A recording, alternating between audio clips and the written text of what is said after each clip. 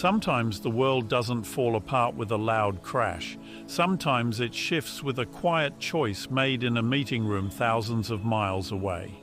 Today, that quiet choice echoed across oceans like a roar.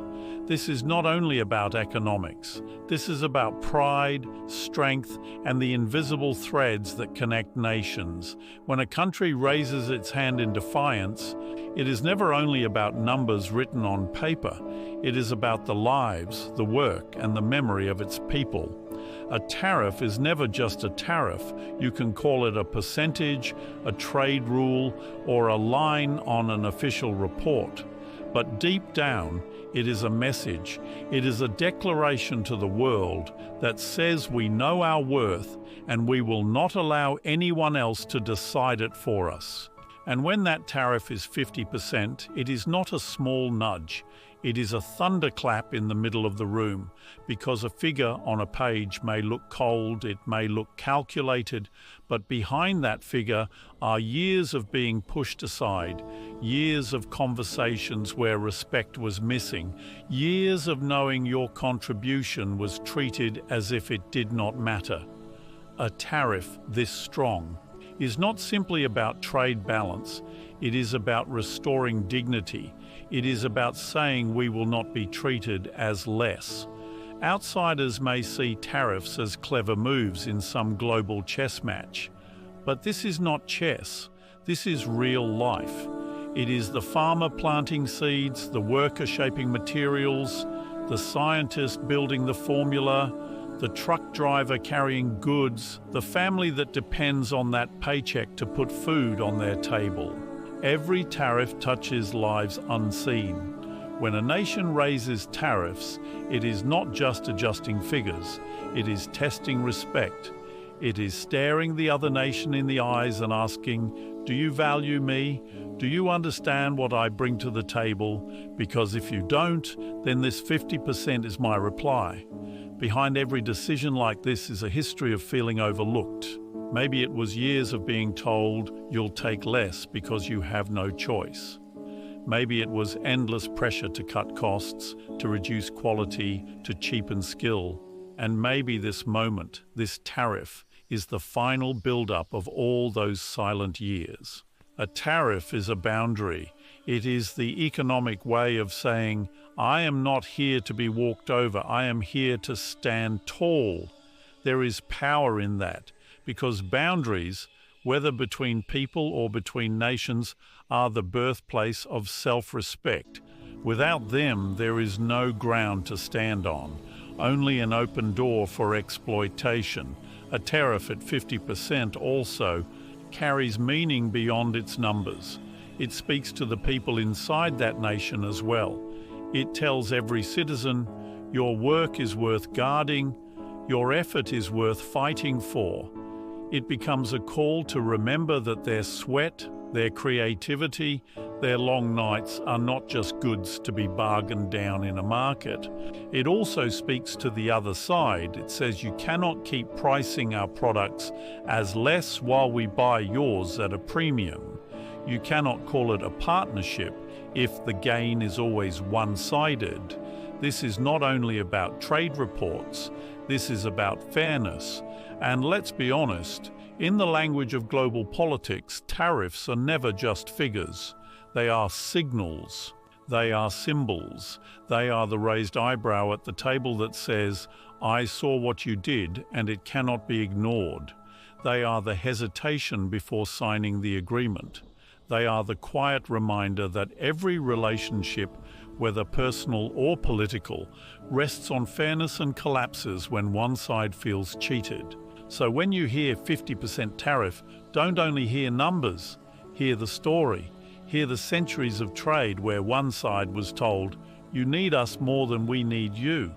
Hear the shift that says, we're not following your rules anymore. Hear the rising voice of a nation reclaiming its rightful place at the table. Not as a guest, not as a servant, but as an equal. Because a tariff is never just a tariff. Medicine is not just another item on a list, it is a promise whispered in the heart of a mother beside her child's hospital bed. A promise felt in the relief of a father when the doctor says, There is hope, a promise carried in every pill, every vial of clear liquid, every bandage covering more than a wound. And when that promise is broken, the damage goes deeper than trade numbers. It cuts into the soul. When life-saving medicine becomes a pawn in a trade fight, it is no longer about politics. It is about people. It is about the child in a hospital room in Chicago who cannot understand why her medicine is late. It is about the elderly man in a small town counting pills and making them last longer than they should. It is about the nurse who looks into her patient's eyes, knowing that all her skill, all her effort, cannot replace the missing drug. Here is the truth many avoid. When medicine is used as a weapon, everyone loses part of their humanity. Medicine has always been sacred in human history. It has been the bridge between divided nations, the silent agreement that despite our battles, there are some lines we do not cross. We feed the hungry, we heal the sick, we save the dying, because some acts must remain above politics. But when that line is crossed, when the flow of medicine is blocked, it is no longer about trade. It becomes about morality. Do we value human life enough to protect it even when it costs us? Or do we let numbers on a chart decide who lives and who dies? In trade, most goods can be replaced. A phone can be redesigned. A car part can be made elsewhere. But a human life has no substitute. You cannot restart a child's heartbeat. You cannot freeze a tumor's growth until a deal is signed. You cannot delay a heart attack until papers are stamped. And yet, in the rooms of power where these deals are made, the human face of medicine often disappears. It becomes about percentages and supply chains, about imports, exports, and leverage. But in truth, it is about a man named David taking insulin before breakfast. It is about a woman named Asia, whose cancer medicine was created far away, but is the only reason she is alive to see her daughter graduate. These people do not care about tariff numbers. They care about tomorrow. The moment medicine is treated as just another product, we risk losing something greater than a trade fight. We risk losing the moral compass that defines humanity. Because medicine is not only built in factories, it is built in the hearts of scientists searching for cures, in the hands of doctors who refuse to give up, in the courage of families, holding on through long nights. When the supply of medicine is blocked, it is not just a shipment stopped. It is hope being shut off. It is telling people, your life is part of the deal. And that is a sentence no leader, no country, no person should ever be willing to say. Because medicine is not just a product, it is a promise. And breaking that promise breaks us all. Revenge is the language of the wounded.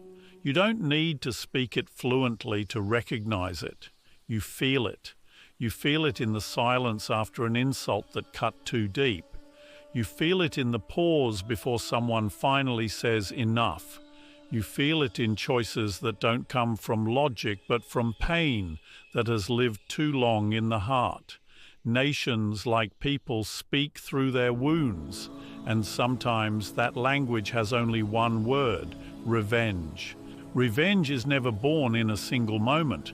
It grows over years. It grows in frustration, in being ignored, underestimated, dismissed.